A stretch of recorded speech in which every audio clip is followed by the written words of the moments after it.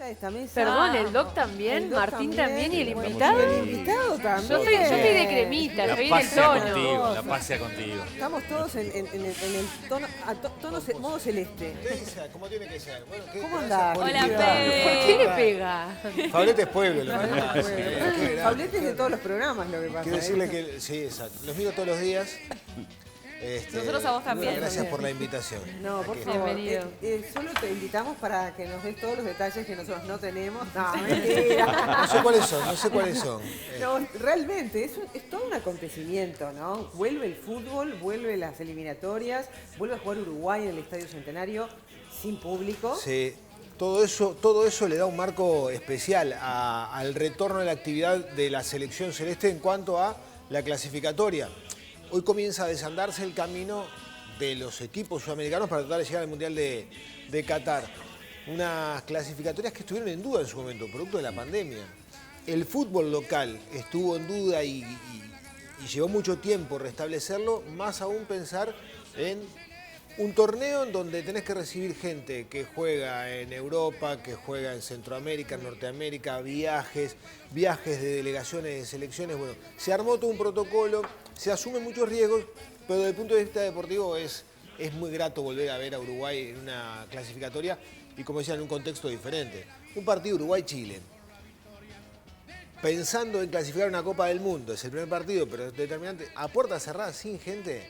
Va a ser raro. Va a ser raro. Ahora, no los queremos nada los chilenos, los uruguayos. Lo que pasa es que de un tiempo a esta parte se construyó esa rivalidad que en los hechos hace algunos años no existía. Claro. Y todo tiene que ver a partir de... Jara.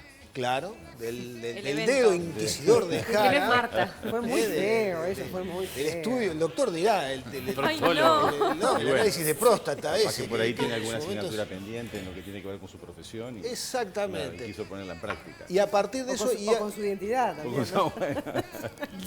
Nunca se sabe. Y a partir de bueno, los títulos continentales obtenidos por Chile, que en realidad no existía en cuanto a haber ganado Copa América, ganó 2, agrandó un poquito. A la entrada, entras a Chile, dice, bienvenido al país bicampeón de América. Pero se ponen en las camisetas todos sus triunfos ahí, ¿no? Eso está bien. eso lo hacen todos los está bien, chilenos. lo hacen Ese que, todos. ¿cómo se llama ese que le dolían las piernas, que le temblaban las piernas cuando jugaba con Uruguay? ¿Quién era el jugador que decía este chileno? Que le temblaba las piernas Sí, cuando que jugaba. sí, había uno. No sé, de los que, Después te digo, de los hay que uno. todavía no Diego están. Martín, vos y yo, viste que Del con el FIFA, fútbol. De los que todavía no están. Sí, uno. No sé. No Sánchez, creo que Sánchez. Alexis Alexis Sánchez Sánchez, puede Alexis ser, Sánchez. sí. Ay, Es bueno, de las pero figuras más importantes. ¿Sabemos ya cómo se para el equipo? Sí. Sí, bueno, Los en realidad no está equipos. confirmado, A no ver. está confirmado, pero seguramente Tavares ponga campaña en el arco. Chile tiene 8 bajas importantes. Uruguay tiene la suya. Muslera se recupera una fractura de tibia y peroné. José María Jiménez dio positivo de COVID y no está citado. Edinson Cavani, hace 7 meses que no toca ¿Tuvo una COVID? ¿Te pelota. enteraste que También tuvo tuvo COVID. Y sí, era lógico. Es una broma para Pablete. Anduvo de vacaciones. Hay rencillas. Y Cristian Estuani. Entonces, campaña va a ser el arquero titular seguramente. En el fondo va a jugar Martín Cáceres, Coates, Godín y Viñas. En la mitad de la cancha, Valverde y Bentancur. Y ahí empieza a rodear a Luis Suárez, que va a ser el delantero, con gente de buen manejo. Va a estar Brian Rodríguez, va a estar Nicolás de la Cruz, va a estar John de Arrascaeta. Me gusta el equipo que pone Uruguay para jugar con Chile. Valverde y Bentancur, un mediocampo joven, ahí están las promesas, ¿no? Básicamente un equipo joven nada más. Pensá que Viña es muy joven, va a jugar por lateral izquierdo. En la mitad de la cancha, Valverde, Bentancur, de la Cruz va a debutar en la selección, Brian Rodríguez, de Arrascaeta es joven, pone un equipo realmente joven. Hay un recambio generacional Claro. que se va a ver en cancha. ¿Esto es una táctica del maestro? Es la alternativa que tiene y es además... cambiando, Está cambiando, está evolucionando. Sí, pero además es fiel a lo que viene haciendo hace ya mucho tiempo. Darle cabida a aquellos que desde muy jóvenes vienen jugando en selecciones uruguayas. Esto que se habla de proceso, acá está el valor del proceso.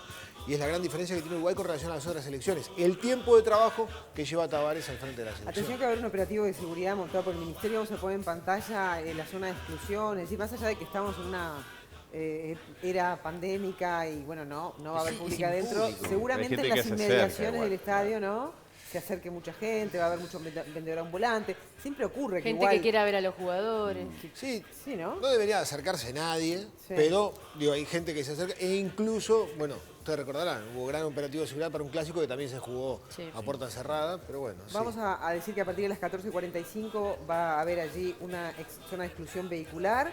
Se va a colocar vallados en las calles Las Heras y Ramón Anador, Ricaldón y Cataluña, Luis Morquio y Ramón Menzano, el Centenario Emanuel Quintela y Avenida Italia. Esto, atención, desde primera hora de la tarde, así que hay que evitar de repente transitar por la zona. Se va a instrumentar también un operativo de patrullaje por toda la ciudad. Esto es un patrullaje preventivo y de control de, bueno, algún desborde o desórdenes, como también se va a evitar todo lo que sea aglomeraciones de personas debido a la situación del COVID-19, ¿no? Pero bueno, en reglas generales viene saliendo bien lo del fútbol, ¿no? Y tener, perdón, cuidado también si vas a transitar por la zona porque van a estar cortadas las calles y va a haber un operativo seguramente. Claro, por eso. Fede, ¿qué pasa con toda esta polémica de los periodistas? ¿Van a poder entrar? ¿Cuántos van a poder entrar? No, en realidad se va a trabajar distinto a lo que se trabaja aquí, para las transmisiones o para la cobertura de los partidos del fútbol local, en donde están autorizadas, por ejemplo, las radios a ingresar con con acotado el número de periodistas o en realidad de funcionarios, porque van técnicos también, ¿no? a la cobertura de los partidos. La Conmebol determinó de que, por ejemplo, las radios no puedan entrar a los partidos. Y en realidad toma una medida que es abarcativa para todos los países. La situación de Uruguay no es la misma que la de Argentina, la de Brasil. Entonces, Conmebol optó por no hacer excepciones. Sí que en Uruguay entren las radios, sí que en Perú o en Brasil no entren. Tomó un criterio común para todos los países y por lo tanto ingresan aquellos que están abocados a la transmisión televisiva y poca cosa más. Fede, ¿cómo ha sido, tenés idea del protocolo sanitario con el visitante en este caso? Porque Chile ha sido un país bastante complicado en lo que tiene que ver con el COVID. Similar a lo que ocurre por Copa Libertadores de América. Chile estaba en una burbuja en su país, a modo de concentración. De hecho, por ejemplo, a Isla, uno de los jugadores importantes del ataque chileno, se le hizo un test, un hisopado PCR antes de viajar de Brasil a Chile, le dio positivo y no le permitieron viajar. Es otra de las bajas que tiene. Ni siquiera pudo llegar a Chile. Recién ahora está haciendo la gestión la Federación Chilena para que se le permita ingresar y que pueda estar para la segunda fecha, la eliminatoria que se juega a principios de la próxima semana. Está en una burbuja, corredor sanitario hasta el aeropuerto y allí todas las medidas que se requieren los vuelos y después también de acá derecho a un hotel reservado exclusivamente para la selección chilena. Yo no recuerdo qué hotel es en el que están, pero lo cierto es que un jugador por habitación, sin buffet a la hora del almuerzo, el desayuno, todo, o sea, todo ese tipo de medidas. Y después también los hisopados que se hacen para entrar y salir de los ¿Cuándo países. llegaron? Ayer. Ayer. Claro, ahí es la duda, porque si en realidad la mayoría de los visitantes extranjeros tienen que hacer 7 días de cuarentena, los futbolistas no. Es el protocolo que se arma incluso para... Planteo la interrogante. No, pero en realidad pasa lo mismo por Copa Libertadores de América. Vienen todos con un test negativo, aquellos que hayan dado positivo no se les permite entrar, vienen, y acá las autoridades sanitarias también toman igual que el cualquier protocolo. turista también viene con el Deberían por lo menos haber estado 5 días o 6 días recluidos en un hotel antes de... Claro, están en una burbuja, teóricamente están en una burbuja. Bueno, es una buena excusa el partido de esta noche, las eliminatorias, para preguntarnos sobre la identidad, ¿no? ¿Qué nos aporta la identidad uruguaya este deporte? Y si hay un antes y un después de lo que fue el fenómeno de Sudáfrica, ¿no? Y todo lo que ha sido la gestión del maestro Oscar Washington. ¿Vos qué opinás, Fede? Porque tenemos a un sociólogo ahí que también nos va a dar su punto de vista. Si te parece, lo recibimos antes. Sí, cómo no. Es un placer recibirlo a Leonardo Mendiondo, que ha escrito un libro sobre eso precisamente, ¿no? Un libro muy interesante que plantea eso, si hay un antes y un después de la conquista en el Mundial de Sudáfrica para Uruguay, que ya esto de los ídolos nacionales, antes, yo que sé, en otras generaciones los ídolos había que buscarlos en el mundo, ¿no? Hoy tenemos ídolos uruguayos. ¿Vos qué opinas, Fede, de eso? Yo creo que Tavares cambió la forma en que la gente se identificó con la selección uruguaya. Con la selección uruguaya, que no es lo mismo que con el fútbol uruguayo. La selección tiene un público específico. No es el mismo que iba, porque ya no puede, fin de semana tras fin de semana a ver al equipo de sus amores. Es un público totalmente distinto. Somos todos, el pueblo. Pero claro, va la familia a ver a la selección. Viene mucha gente del interior. se ha identificado claramente con la causa de la selección celeste, producto de lo que transmite el maestro, pero además también los jugadores que supo elegir el maestro. Porque más allá de tener condiciones futbolísticas, aptitudes, buscó un perfil de persona para representarnos a todos. Y esa fue la clave, me parece. Creo que de un tiempo a esta parte, desde que empezó prácticamente, antes de 2010 incluso, diría yo, tiempito antes, generó un equipo que nos representa. Él Más potenció allá, también ese perfil mucho, ¿no? Claro.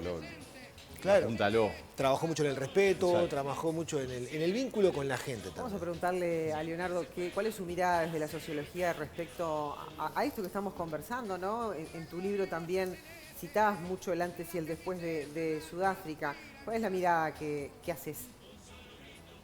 Buenos días, ¿cómo están? Un placer y más buen día Uruguay que nunca. Sin duda. Sí, efectivamente hubo un quiebre muy importante a partir de 2010. Y esto viene de la mano hoy manejábamos, o manejaban ustedes allí en el piso, el tema de la identidad y la importancia de la identidad. El fútbol es la identidad del uruguayo por excelencia. Frente a diversos sucesos épicos, reales o imaginarios que ha escrito nuestra historia, nada nos define tanto como el fútbol. Y el cambio que se experimentó en el 2010 para mí fue central. Hasta el 2010 vivimos con los viejos triunfos del 24, del 28, del 30 y del 50 especialmente, el fútbol de una manera casi surrealista. Nos creíamos invencibles, nos creíamos todopoderosos, un pequeño país, enormes triunfos deportivos. Pero a la vez que fue una gran gesta, la del fútbol uruguayo y la de esos extraordinarios futbolistas que conquistaron esos premios, al mismo tiempo nos hizo mucho daño, porque nos pensamos que éramos invencibles, íbamos con mucha soberbia, solo servía ser campeones, y si no éramos campeones, perdíamos. Ocurre que ese elemento de orgullo nacional, para quienes hoy pisan los 70 o más y pudieron ver esas gestas o escucharlas a través de los comentarios y transmisiones radiales, era una especie de orgullo nacional que no sentían las nuevas generaciones. Y por primera vez en el 2010, las nuevas generaciones pudieron estar más en contacto directo con ese motivo de orgullo nacional que teníamos los uruguayos. Y a partir de ahí empezamos a festejar cosas que jamás hubiéramos festejado, como cuartos puestos. El último cuarto puesto que tuvimos ante Sudáfrica fue en México en 1974 y fue considerado prácticamente una derrota. Hoy nos damos cuenta del valor que tiene para un pequeño país muy pobre, con una densidad demográfica muy, pero muy baja, lograr un cuarto puesto en un mundial es realmente una hazaña. Leonardo, ¿y esa identidad que vos hablás, se construye solamente con los triunfos? Sin duda, sin duda, esto es fútbol y en el fútbol importan los triunfos. Aunque por allí, compañero, estaba hablando del proceso del maestro Tavares y creo que le asiste la razón en cuanto al formato de la cabeza que le imprimió a los jugadores. Es decir, tenemos estrellas de primerísimo nivel, pero de primerísimo nivel, con una humildad y con unos requerimientos para venir a la selección que realmente son de jugadores comunes y corrientes. Y creo que eso es un gran mérito del maestro Tavares. Futbolísticamente no me puedo expresar porque realmente es mucho más complejo, ¿no? Y eso ya es una conversación para amigos en un bar, si nos gusta, si no nos gusta el maestro Tavares. Pero creo que Tavares hizo mucho por la selección, porque en realidad la selección son embajadores de nuestro país. Y realmente es muy hermoso ver la humildad con la que trabajan esos gurises, más allá del resultado. Claro. Teniendo en cuenta siempre que sí, que los resultados mandan en el fútbol y los resultados son los que van a regular nuestra autoestima nacional. Leonardo, ¿tú pensás que la presión ancestral de alguna manera pesa todavía en los jugadores? ¿Y cuánto esa presión ancestral de alguna manera ha abonado ese concepto de la garra charruga, por ejemplo? Bueno, Creo que esa presión se dio dramáticamente y fue muy buena porque los jugadores pudieron jugar sin esa tremenda mochila que implicaba nada más ni nada menos que emular los triunfos maravillosos que se obtuvieron a mediados del siglo pasado. Ahora jugamos más libres, sin ese peso. La gente ya no le exige, incluso los periodistas, ¿no? Ya no le exigen a Uruguay tener ese rendimiento que también tiene sus explicaciones. Por ejemplo, yo estoy convencido que si jugamos 100 veces más contra Brasil en las condiciones del Mundial del 50, no lo ganamos. Tuvimos el mérito de ganar ese partido, que fue maravilloso. Y eso nos generó una mochila enorme, tanto al público, que se volvió sumamente exigente, desconociendo también que veníamos en el Mundial del 50 de una guerra, de una baja la densidad demográfica también de los países europeos, ¿verdad? En el sentido que muchos posibles jugadores habían muerto en la guerra y demás. Y eso además unido a un gran nivel técnico de los jugadores uruguayos, y también que se disputaban mucho menos partidos que hoy. O sea, en la medida que en los campeonatos, por ejemplo, en las Copas Libertadores, para decirlo de alguna manera, se fueron prolongando la cantidad de partidos, cada vez a nosotros nos costó mucho más, porque una cosa es salir campeón ganando 3 partidos y otra cosa es salir campeón jugando 5 o 6. Por eso rescato esa importancia del 50. Fue el partido que había que ganar y se ganó. ¿Fue motivo de orgullo nacional? Sí, claro que lo fue.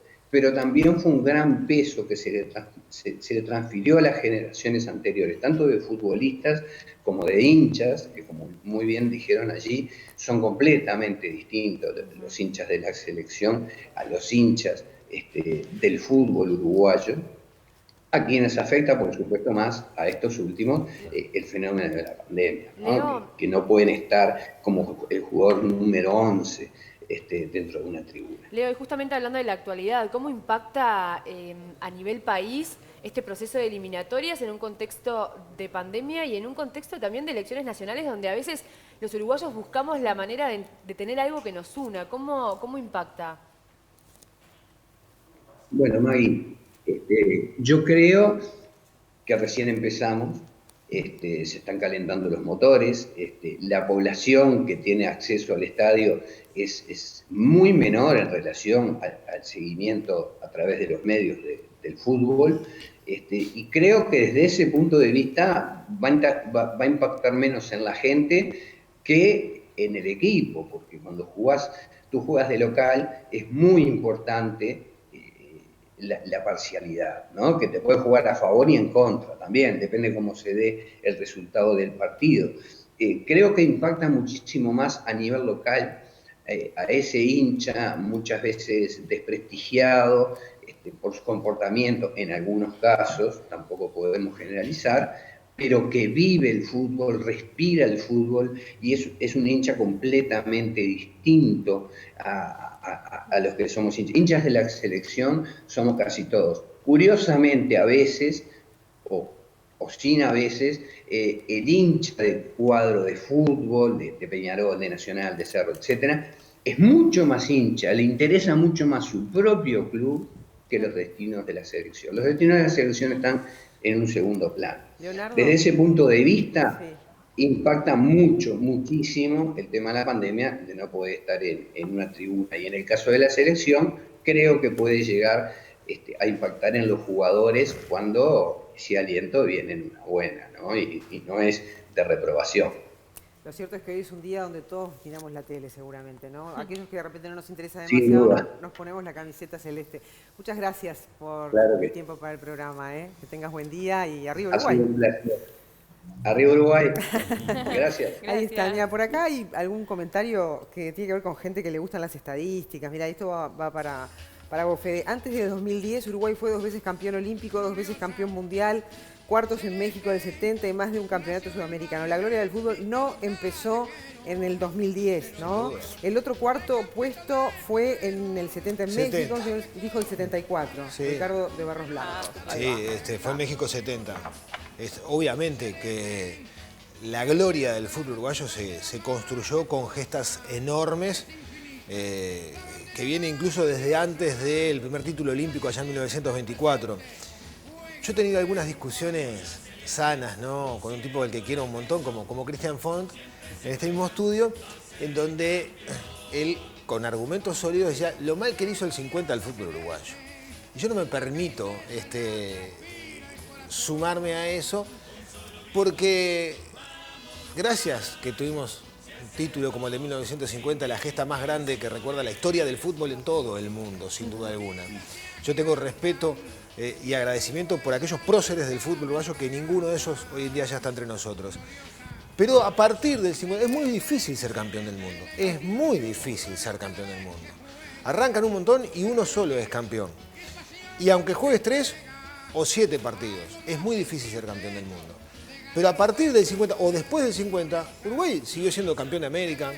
Los equipos uruguayos siguieron siendo campeones de las Libertadores, campeones del mundo. Lo que pasa es que caímos en un caos de organizacional, en donde todo fue conspirando lo que se hizo acá para que se siga trabajando bien en materia de selección y de fútbol, ¿no?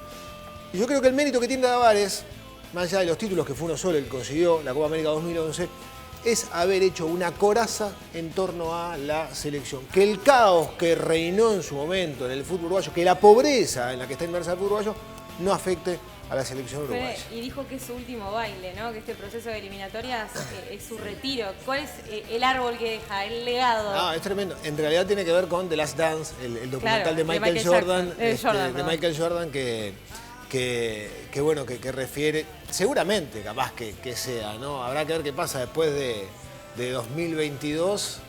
Sí, hay Last Dance para Messi, hay Last Dance Para Suárez, Mujica, ¿no? para Sanguinetti, Claro, todos se es van, todos lógico, se van. ¿no? El tema es qué pasa después. Claro, Él deja una estructura sólida, firme. Él deja una forma de trabajar. ¿Quién seguirá con eso? Dificilísimo saber. Bueno, Dificilísimo vamos saber. arriba. Vamos arriba, muy bien, muy bien. Que tengamos un buen día mañana analizando está, lo que ojalá sí. sea una victoria de Uruguay. Sí. Simplemente digo, también arranca con Paraguay, Perú, Argentina, Ecuador y mañana Colombia, Venezuela y Brasil frente a Bolivia. Ha sido divino tenerte esta Me mañana. encanta, cuando quieras, yo estando No, en la quédate, vuelta, quédate. Fabián me llama. Ahí va. No sé igual por qué, porque tienen acá un experto en materia futbolera, yo lo he escuchado, lo veo, tiene un experto acá, así que, pero igual, soy cuando quieras. Fablete es pueblo. Fablete es pueblo. No lo valoramos como se No debe. lo valoran, no te valoran acá. No me tienen fe, no No, me tienen fe. re te tenemos fe, por favor. Sos un crack.